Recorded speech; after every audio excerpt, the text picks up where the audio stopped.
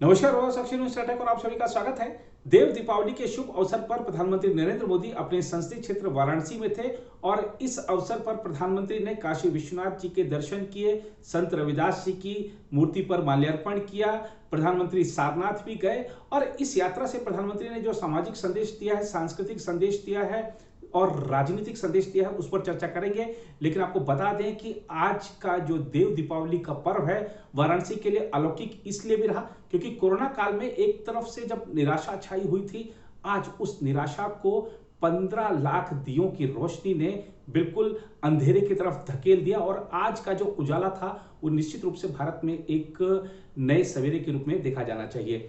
बात करें प्रधानमंत्री नरेंद्र मोदी के उद्बोधन की, तो प्रधानमंत्री नरेंद्र मोदी ने राजनीतिक जो संदेश दिया है विपक्ष को, खासतौर पे उन्होंने परिवारवाद करने वाली जो राजनीतिक दल हैं उन पर निशाना साधा।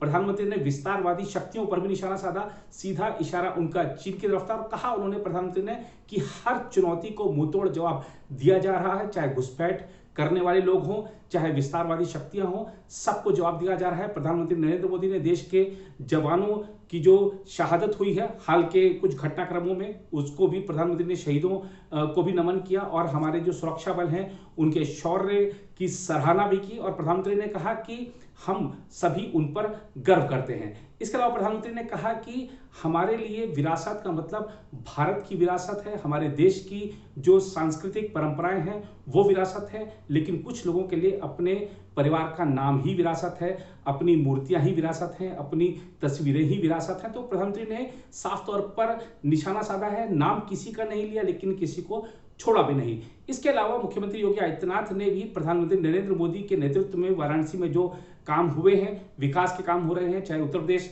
में विकास के काम हो रहे हैं, उन सबको भी गिनाया और प्रधानमंत्री ने भी अपने संबोधन में वाराणसी की बदली हुई तस्वीर का जिक्र किया। प्रधानमंत्री ने काशी वासियों की जो तुलना है देवताओं से की है और इसके अलावा भी आज के कार्यक्रम में बहुत सी चीजें रहीं और खास मकसद इस कार्यक्रम का यह था कि जो देश की जो सांस्कृतिक धरोहरें हैं, सांस्कृतिक परंपराएं हैं, हमारी जो धार्मिक परंपराएं हैं, उनका और यशगान हो और आज के इस कार्यक्रम में वो निश्चित रूप से हुआ है। और प्रधानमंत्री की ये जो यात्रा थी, इसने अगर हम कहें कि इस समय जो है यूपी बीजेपी हो, चाहे हमने देखा कि किस तरीके से प्रधानमंत्री ने मूर्तियों की बात करी तो मायावती पर एक तरह से निशाना था, तो ऐसे बहुत सारे संदेश दिए हैं प्रधानमंत्री ने अपनी इस यात्रा से। निश्चित रूप से आज का ये जो कार्यक्रम था यूपी बीजेपी के लिए एक बड़े हम कह सकते हैं कि जो आगामी चुनाव है उनको देखते हुए एक अभियान के रूप में देखा जा सकता है। हालांकि इस पूरी यात्रा को प्रधानमंत्री ने आध्यात्मिक तौर पर ही रखा था। इसके अलावा प्रधानमंत्री ने यह भी कहा कि कोरोना ने मेरे को रोक लिया, वरना मैं आपके समक्ष पहले भी आता। प्रधानमंत्री फरवरी के बाद अब नवंबर में जाकर अपने संसदीय क्षेत्र गए थे। प्रधानमंत्री ने कहा कि लेकिन मैं आया नहीं, लेकिन मेरा प्रत्येक दिन काशी के लिए था और मैंने काशी की जो समस्याएं थी उनको दूर करने का हर संभव प्रयास किया है। हर दिन मैं जुड़ा रहा काशी के लोगों से।